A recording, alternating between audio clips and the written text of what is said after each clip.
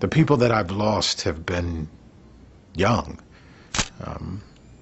all less than 40 years old, with so much more to give.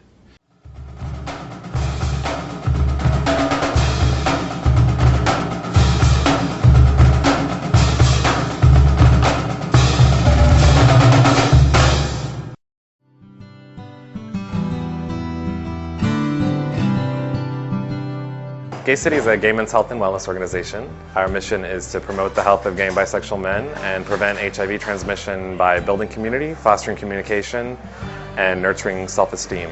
We do peer-to-peer support groups for HIV, AIDS, hepatitis, drug addiction, alcohol, and sexual addiction.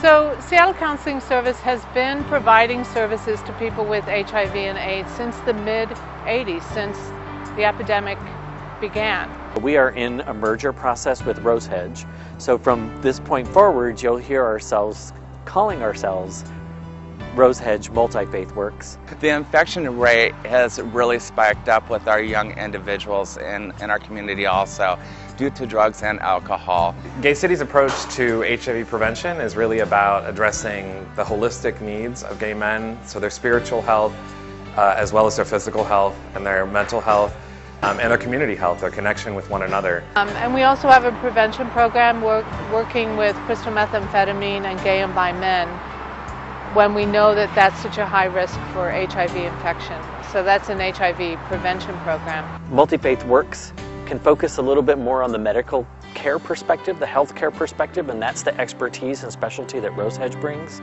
And Rosehedge can focus a little bit more on the spirituality and the community, and that's the specialty that Multi-Faith Works brings. And I think that particular synergy creates a huge difference in how we do our work. And so when we give someone a result, whether it's a positive result or a negative result, they're hearing it from somebody who they know understands how they feel, where they've been, and where they're going. One of the other things that we're really focusing on too is HIV and aging, because we have a lot of individuals now who are 50 years and older with HIV, which is aging them at a higher rate, which brings on an onset of new situations. Women using crystal methamphetamine also have an increased risk of HIV infection, and are indeed dealing with HIV. And so we are working with those women and very glad that we are able to adapt our services to meet their needs. Part of the work that we're doing also is around HIV vaccine education to try to help gay men learn more about the opportunities that exist in Seattle to participate in vaccine trials, because our best long-term hope for controlling the HIV epidemic is the development of a safe and effective preventative HIV vaccine, and community involvement is critical to make that happen. The isolation alone can kill anybody, and it's not a fun place to be. And I'm very happy to be executive director here and have the doors open. Each of us has a specialty, and so we know in working with these other three agencies and others in Seattle that we can turn to and send people to and feel good about that. And ultimately working together means that we're all stronger. And SCS isn't going anywhere. We have been in this fight and we will continue to be.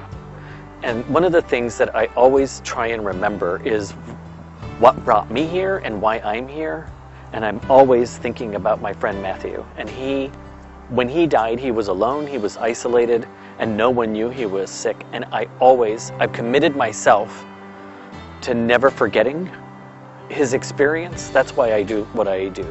And I think it's important that we always honor and we always consider the people that have come before, and that we don't do this in a vacuum and we don't do this in isolation. And that is the beauty of partnership and the beauty of relationship, and again, why it's so important that you are here with us today.